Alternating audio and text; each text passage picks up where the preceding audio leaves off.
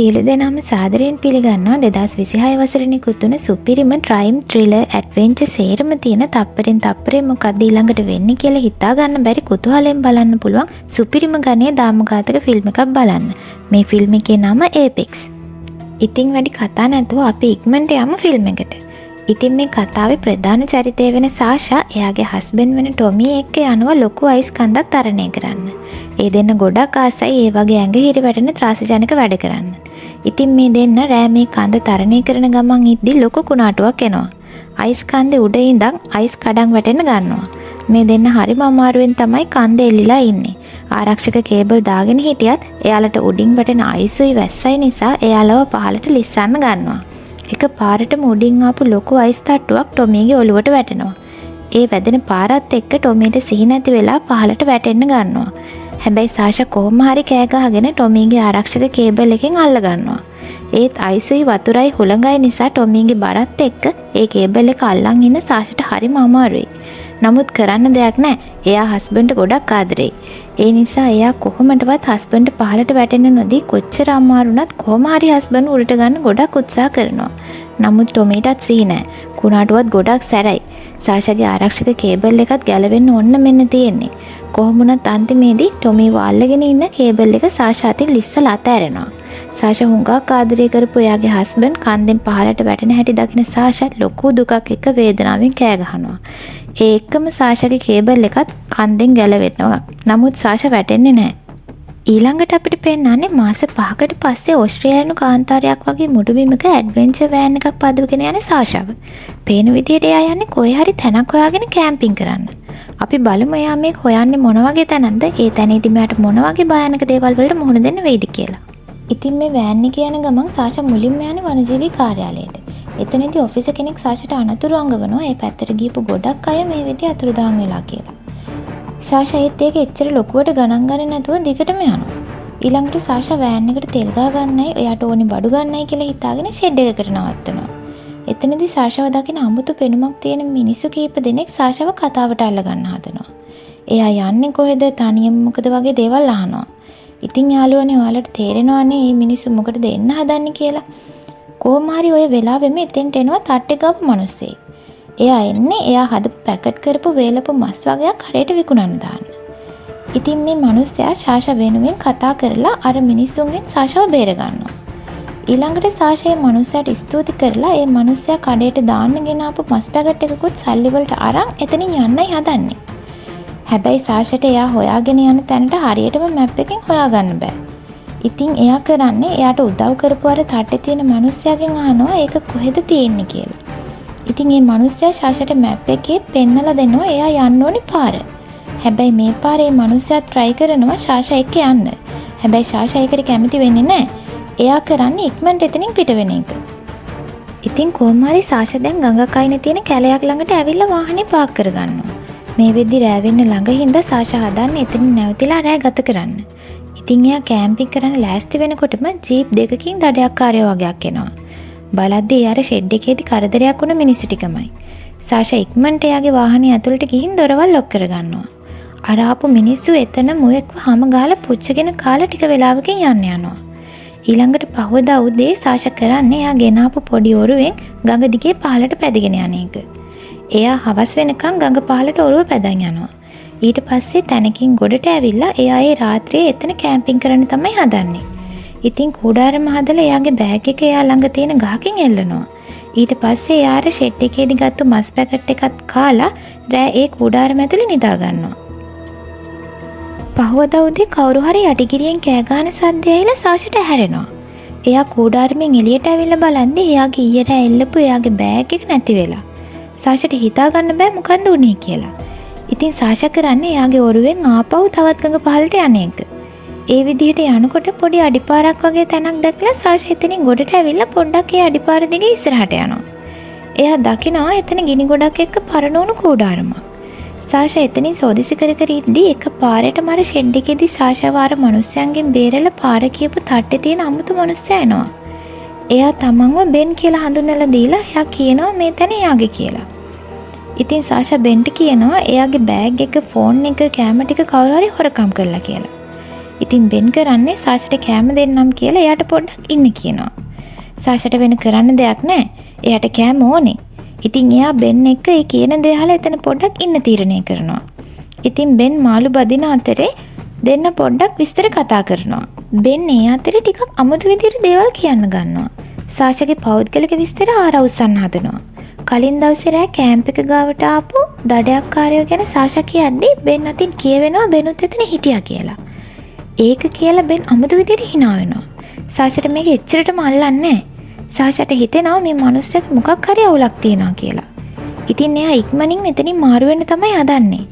හැබැයි බෙන් සාෂාව නවත්තන්න හදනකොට සාෂා දකිනවා බෙන් අතේ දාගෙන ඉන්න තමන්ගේ හෙයා බෑන්ඩ් එක. ඉතින් ඒකෙන් සාෂා දැනගන්නවා එයාගේ බඩු ටික හොරකම් කරලා තියෙන බෙන් බව. දැන් නම් සාෂාට හොඳටම තේරුණා මේ මිනිස්සයා හොඳ මිනිස්සෙක් නෙමෙයි කියලා. ඒත් එක්කම බෙන් එයාගේ කූඩාරම ඇතුලෙන් සාෂාගේ බෑග් එක අරන් එළියට දානවා. බෙන් එළියට එන්නේ ලොකු දුන්නක් වගේ ආයුධයක් අතින් අරගෙන. ඒක සාෂා දිහාට එල්ල කරගෙනමයි. සාෂා හොඳටම බය වෙලා කරන්න දෙයක් හිතා ගන්න බැරුව බලන් ඉන්නවා. බෙන් කරන්නේ එයාගේ Bluetooth ස්පීකර් එකෙන් සින්දුවක් ප්ලේ කරලා සාෂාට කියනවා ඒ සින්දුව ඉවර වෙන කලින් පුළුවන් තරම් ඈතට දුවන්න කියලා. ඊට පස්සේ මං ඔයාව දඩයම් කරන්න එනවා කියලා. ඒ විදිහට කියලා බෙන් අමුතු විදිහට යටිගිරියෙන් කෑ ගහන්න ගන්නවා. සාෂා හොඳටම බය වෙලා වුණත් එකපාරට මෙයාගේ බෑග් එකත් තරම් පුළුවන් තරම් වේගෙන් දුවන්න පටන් ගන්නවා. එයා දුවලා ගඟ පැත්තට ගිහින් බෝට්ටුවෙත් නැගලා ගඟ පහළට පදින්නයි හදන්නේ. සින්දු ඉවරුණ ගමන් බෙන් කරන්නේ කැලේ ආස්සේ තමන්ගේ දඩයම් ගොදුර වෙන සාෂාව හොයාගෙන දුවන්න පටන් ගන්න එක. සාෂා වේගයෙන් බෝට්ටුව පැදගෙන යනකොට බෝට්ටුව පෙරලෙනවා. හැබැයි කොහොම හරි සාෂා ගොඩට පීනගෙන ඇවිල්ලා ගඟ දිගේ පහළට කැලේ ආස්සේ ඇවිදන් යන්න ගන්නවා. එක පාරටම එයාට කවුරු හරි කතා කරන හඬක් ඇහිලා එයා ඒ පැත්තට යන උදව් ඉල්ලන්න බලාගෙන. හැබැයි ඇත්තටම සිද්ධ වෙන්නේ සාෂා හිතුවේවත් නැති දෙයක්. ඒ කතා කරන සද්දේ ඇවිල්ලා තියෙන ෆෝන් එකකින්. ඒ ෆෝන් එකේ වීඩියෝ එකක් ප්ලේ වෙන්න දාලා. ඒකේ තියෙන්නේ අම්මයි තාත්තයි ළමයි දෙන්නෙකුයි මේ ගඟේ බෝට්ටු පදින වීඩියෝ එකක්. සාෂාගේ ෆෝන් එක අතට ගත්තිම එක පාරට මේ තලයක් සාෂාගේ ඔළුව ළඟින්ම ගිහින් ගහ කැනෙනවා. බෙන් තමයි ඒ සාෂා ඉස්සරහා තියෙන ගලක් උඩට වෙලා සාෂාව දඩයම් කරන්න දුන්නෙන් විදින්නේ. සාෂා ඉක්මනට එතනින් දුවන්න ගන්නවා. බෙන් මේ පස්සෙන් පන්න දුන්නෙන් විදිනවා. සාෂා වේගෙන් දුවනකොට වැටිලා කන්දක් පහළට ලිස්සලා ගිහින් ආපහු ගඟට වැටෙනවා. ඊට පස්සේ එයාව ගඟ දිගේ තවත් පහළට ගහගෙන යනවා. ඔහොම ගහගෙන ගිහිලා සාෂා ගොඩට එන්නේ ගල් ගුහාවක් වගේ තැනකට. ඉතින් එතන ඉඳන් සාෂා බලනවා එයාගේ බෑග් එකේ ප්‍රයෝජනෙට ගන්න පුළුවන් දෙයක් තියනවාද කියලා. එයාගේ ෆෝන් එකත් කැඩිලා. හැබැයි එයාට කන්න පුළුවන් චොක්ලට් එකක් තිබිලා එයා ඒක කාලා ආපහු ගල් ගුහාව ඇතුලෙන් දුවන්න පටන් ගන්නවා. ඒ ගල් ගුහාවේ උඩ විවරයක් දැක්කලා සාෂා ඒක දිගේ උඩට නගිනවා. උඩට නැගලා බලද්දි තමයි සාෂා දකින්නේ බලන වටේටම ඉමක් කොනක් නැතුව තරමට කැලේ විතරයි තියෙන්නේ කියලා. සාෂාට කරන්න දෙයක් හිතා ගන්න බෑ. කොහොම හරි අර අමුතු මිනිහගෙන් බේරෙන්නත් ඕනේ. කැලෙන් එළියට යන්නත් ඕනේ. ඒ හින්දා සාෂා ආපහු ගඟ පැත්තට බහින්න පටන් ගන්නවා. ඒ අතරේ සාෂා දකිනවා ගඟ අයිනේ බෙන් ආපු බෝට්ටුව බැඳලා දාලා තියෙනවා. සාෂා හැංගිලා දුර දක්නින් බලනකොට සාෂා දකිනවා අර බෙන් කියන මිනිහා අමුතු විදිහට බය හිතෙන හිනාවක් දාගෙන Taman දිහා බලාගෙන ඉන්නවා. සාෂා ඉක්මනට දුවගෙන ගිහිල්ලා ආපහු අර ගල් ගුහාවේ විවරය ඇස්සට ගිහිල්ලා හැංගෙනවා. බෙනුත් සාෂා පස්සෙන් දුවගෙන ඇවිල්ලා සාෂාව හොයනවා. තමන්ගේ දඩේම සාර්ථක කරගන්න. කොහොම හරි ටික වෙලාවකින් බෙන් යනවා. සාෂා ආපහු උඩට ඇවිල්ලා ආයෙත් යනවා ගඟ පැත්තට. එතකොට එයා දකිනවා බෙන් ගඟේ නනා ඉන්නවා. සාෂාට බෝට්ටුවක් ඕනේ ගඟ පහළට යන්න. ඉතින් වෙන කරන්න දෙයක් නැහැ. ඉතුරු වෙලා තියෙන්නේ බෙන්ගේ බෝට්ටුව විතරයි. ඉතින් සාෂා ගඟ හරහා පීනගෙන ගිහිල්ලා බෙන්ගේ බෝට්ටුව හොරකම් කරන්න තමයි හදන්නේ. ඉතින් සාෂා බෙන්ගේ බෝට්ටුවේ ලණුව ගලවන්න උත්සාහ කරනකොටම සාෂාව උගලකට අහු වෙනවා. සාෂා වේදනාවෙන් කෑ ගහන සද්දේ බෙන්ට ඇහිලා බෙන් දුවගෙන ඇවිල්ලා සාෂාව අතටම අල්ල ගන්නවා. හැබැයි සාෂා එයාගේ පේපර් ස්ප්‍රේ එකෙන් බෙන්ගේ මූණට ගහලා දම්වැල ගලවගෙන බේරෙන්න හදන්නේ. ඒ දම්වැල කඩා ගන්න බැරුව යනවා. බෙන් එක පාරටම පැනලා එයාගේ දුන්න අරගෙන සාෂාට එල්ල කරනවා. සාෂාට යටත් වෙනව ඇර වෙන කරන්න දෙයක් නැහැ. ඉතින් බෙන් කරන්නේ සාෂාව ගැට ගහලා බෝට්ටුවේ දාගෙන අරන් යන එක. බෙන් එයාව අරන් යන්නේ අමුතු ගල් ගුහාවකට. එතන තමයි බෙන් කියන මේ අමුතු මිනිහාගේ තිප්පොළ. ඒ ගුහාව ඇතුළ දකින සාෂා බයෙන් ගල් ගැහෙනවා. මොකද කියනවා නම් ගුහාව පුරා එල්ලලා තියෙන්නේ මේ බෙන් කියන අමුතු මනෝව්‍යාධික දාමඝාතකයා මීට කලින් දඩයම් කරලා මරලා දාපු මිනිස්සුන්ගේ ශරීර. සාෂා හොඳටම බය වෙලා ඉද්දි මේ මිනිහා කරන්නේ සාෂාට තමන් කරපු දඩයම් ගැන විස්තර කරන එක. ඔහු කරන්නේ ඔහු දඩයම් කරන මිනිස්සුන්ගේ මස් අරගෙන වේලලා ඒව පැකට් කරලා ගිහින් විකුණන එක. ඔයාලට මතකද අර ෂෙඩ් එකේදී සාෂා අරගෙන කාපු මස් පැකට් එක? ඒ තමයි මේ බෙන් කියන දරුණු මනෝව්‍යාධික දාමඝාතකයා දඩයම් කරපු මිනිස්සුන්ගේ මස්. සාෂාට හිතා ගන්නවත් බෑ ඊළඟට මේ මිනිස්සයා එයාට මොනව කරයිද කියලා. සාෂාට තේරෙනවා බෙන්ගේ ලොකු මානසික ප්‍රශ්නයක් තියෙනවා කියලා. ඉතින් එයා බයෙන් අඬ කියනවා බෙන්ගේ අතීතේ මොනවා වුණත් ඒක ගැන එයාට කනගාටුයි කියලා. බෙන් සාෂා ළඟට ඇවිල්ලා එයාගේ බොරු දත් කූටම් දෙක ගලවලා සාෂාට පෙන්නනවා එයාගේ මෝරෙකුගේ වගේ උල් වුණ දත් ටික. සාෂා හොඳටම බය වෙනවා. ඒ වුණාට පැනලා යන්න තියා හිතන්නවත් බැරි තරමට සාෂා දම්වැල් වලින් බැඳලා තමයි තියෙන්නේ. ඉතින් මේ බෙන් කියන දරුණු ඝාතකයා ඊළඟට කරන්නේ සාෂාට පේන මිනිමස් උයන එක. සාෂා දකිනවා බෙන්ගේ අම්මගේ පින්තූරයක්. ඉතින් සාෂා ඒක ගැන බෙන්ගෙන් අහනවා. ඒක ගැන කියන්න බෙන් සාෂා ළඟට ආවම සාෂා කරන්නේ බෙන්ගේ බෙල්ලට පැනලා බෙල්ල පුළුවන් තරම් අයියෙන් අපන එක. බෙන් ලේ පෙරාගෙන කෑ ගහනවා. සාෂා ඒත් අතාරින්නේ නැහැ. දෙන්නම දඟලනකොට සාෂා ගැට ගහලා තිබ්බ දිග කේබල් එක ලිහිනවා. ඒත් එක්කම සාෂා පැනලා දුවන්න ගන්නවා. බෙනුත් පස්සෙන් දුවනවා සාෂාව අල්ල ගන්න.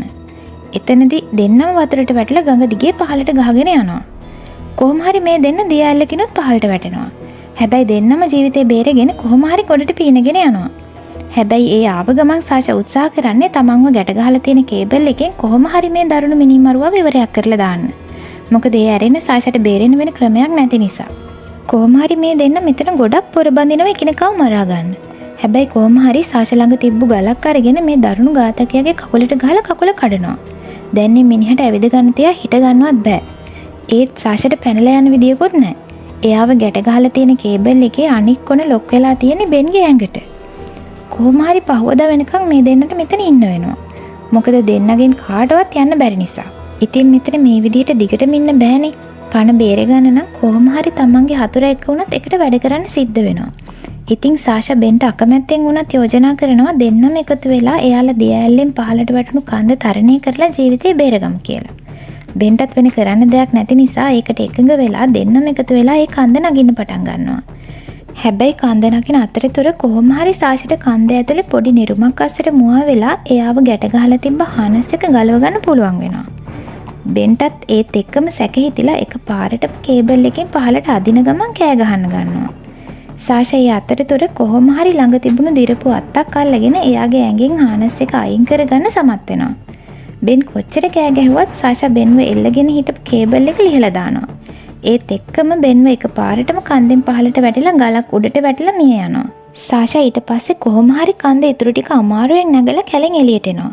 එළියට ඇවිල්ලා පාරක් හොයන් ඇවිදන් යද්දී එයාට වාහනයකින් එන කට්ටියක්ව හම්බ වෙනවා. ඉතින් ඒ අය සාෂාව එයාගේ වාහනයෙන් ගාවට ඇරලවනවා. සාෂා ඊට පස්සේ වනජීවී කාර්යාලයට ගිහිල්ලා සේරම විස්තරේ කියනවා. ඊට පස්සේ අතුරුදහන් වුණ සේරම මිනිස්සුන්ගේ මලසිරුරු මුදා ගැනීමේ නිලධාරීන් විසින් හොයා ගන්නවා. සාෂා අන්තිමේට මුහුද අයිනට ගිහින් මුහුද දිහා බලාගෙන ඉන්න දර්ශනයකින් මේ දාමඝාතක ෆිල්ම් එක අවසන් වෙනවා. ඉතින් මේ වගේ මූවි රිවිව්ස් දිගටම බලන්න ආරාධනා කරනවා අපිව subscribe කරලා bell icon එක click කරලා දිගටම අපිත් එක්ක එකතු වෙලා ඉන්න කියලා. ඉතින් අදට අපි ගිහින් එන්නම් මේ වගේ තවත් ෆිල්ම් එකක් අරගෙන අපි ආපහු ඉක්මනට හම්බෙමු.